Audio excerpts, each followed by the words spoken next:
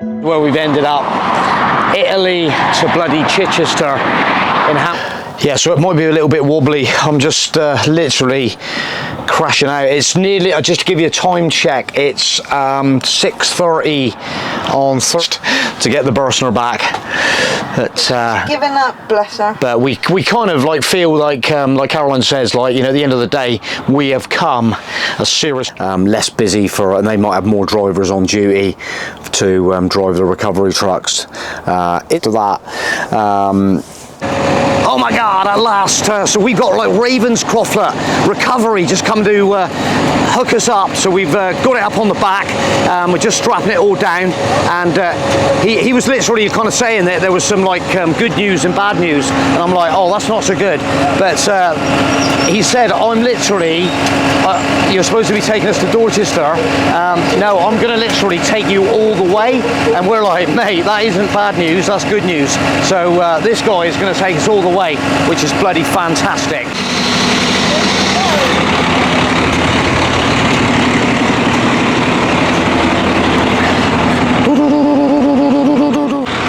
Just doing the height check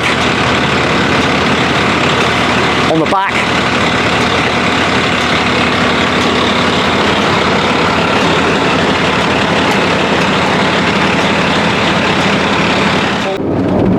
How good is Mason? He's top driver. So Ravenscroft has come out and we're on the move. We're actually coming down to Bridport and it's 11:45. So 11:45 now, and we're sailing on back towards Devon. And yeah, we're sort of smiling because there's quite a few motorhomes coming the opposite direction on the A35, all looking at the broken Fiat on the back. So it's all a bit smiley facey today. Yeah, we're feeling a lot more happier than we have been over the last week. And he talks good English. It's amazing. It's amazing. Not trying to interpret Italian, bloody Slovenian, French. Yeah, we're back in Blighty, and it's quite a relief, to be honest. I'm coming home.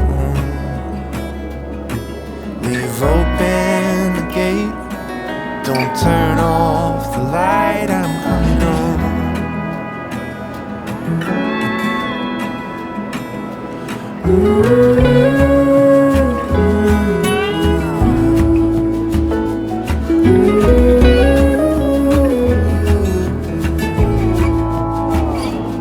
So we've actually made it to the bottom of Holden Hill in Devon. Can you believe it? And there is the Bursner up on the back of Ravenscroft. We've just pulled in here. Mason was getting a little bit like, I need a bit of diesel. I'm like, well, if you use Shell, mate, there's one down the bottom of here. So this is it.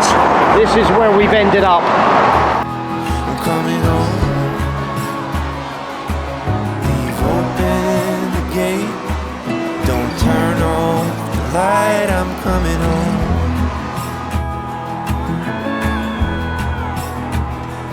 Though I fought with my claws and teeth,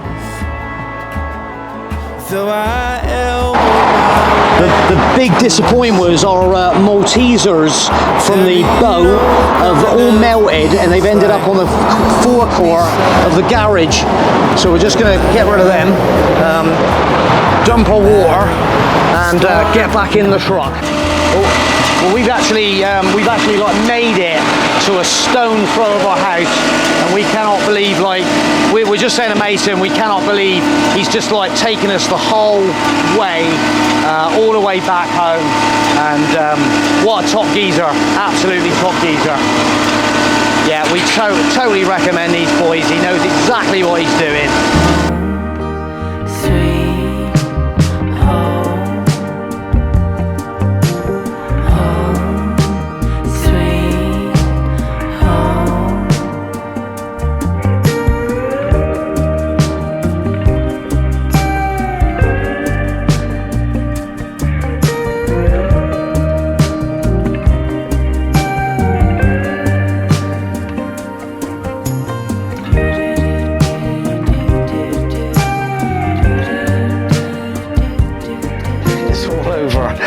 My God, what a trip.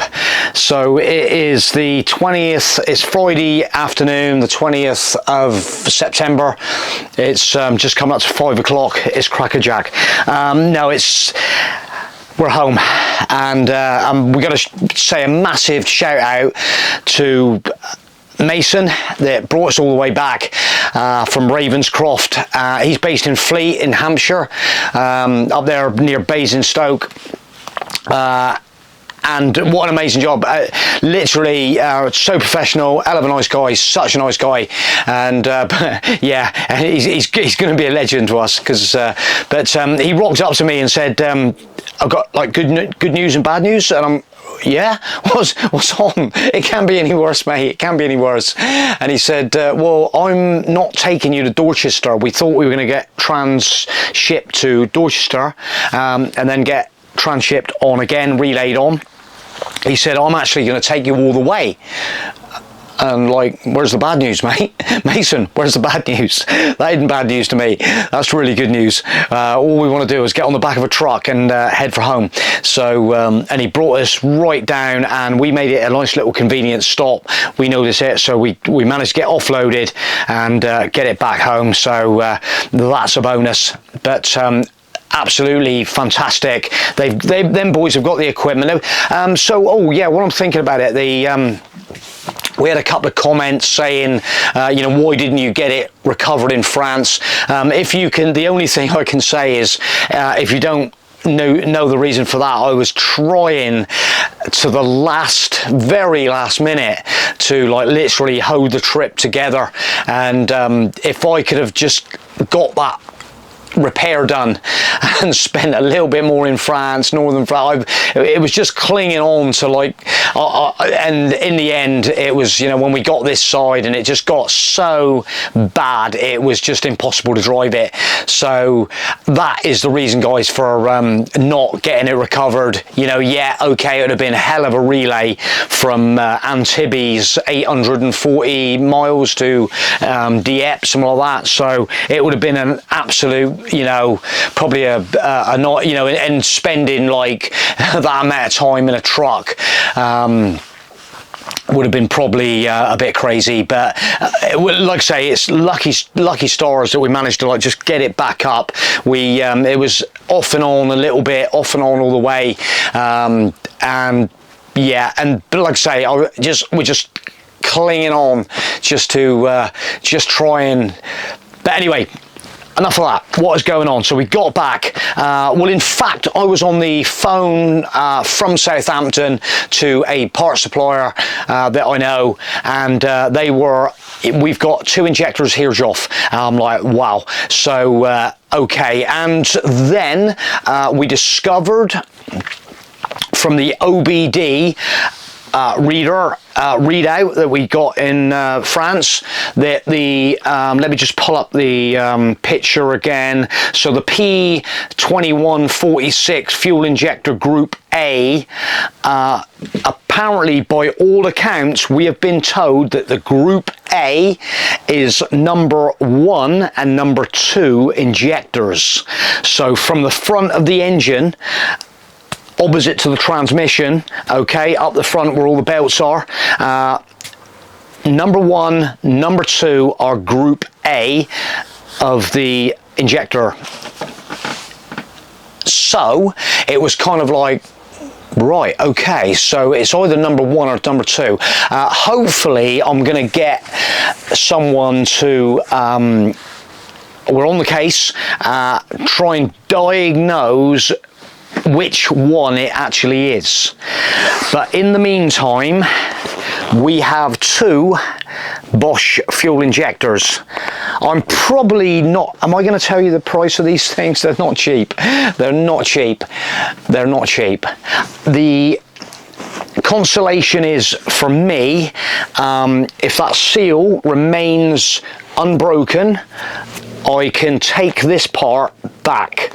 So at the moment we've actually purchased 2, and also what happens is if I use just the one, I will get a £35 surcharge back. So just to give you a little sort of inkling of what these cost. If I can get away with one and get the old unit back in the box, it's going to cost me £215. So fingers crossed, that's what we're looking to do, is maybe if we can isolate down to either number 1 or number 2 injector fault, we're going to try and get away with one. So I'll let you know in due course. It's just at this stage of the game, I'm just trying to put these videos out, keep you informed what we're up to, so you can like follow on. It just gives you a little follow up, and then hopefully we'll be following on again pretty soon when we sort this job out. So that's where we stand at the moment. I've managed to get myself showered up. I have refresh myself. I've just got the plastic cover off the top of the engine at the moment, and I've dropped some WD-40 around the injectors, the ones that I'm looking possibly to be taken out.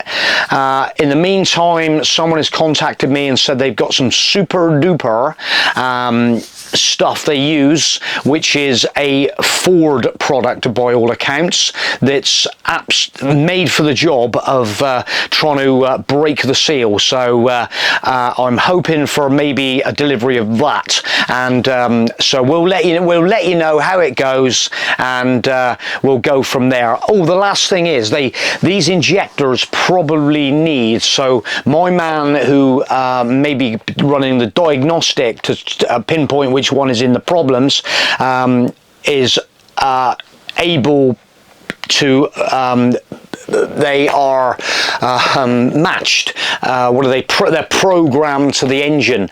So they've got to be like programmed to the engine, matched to the engine. So we're hoping to get that sorted out as well. But that is it for the time being. We're glad to be back, and it's been a pretty rough old week, to be fair. So we're feeling a little bit more refreshed, a really good night's sleep, maybe 2 days sleep, and we might be back to some sort of like normality. So it's just that kind of like pressure of holding that steering wheel when you're losing power on hills.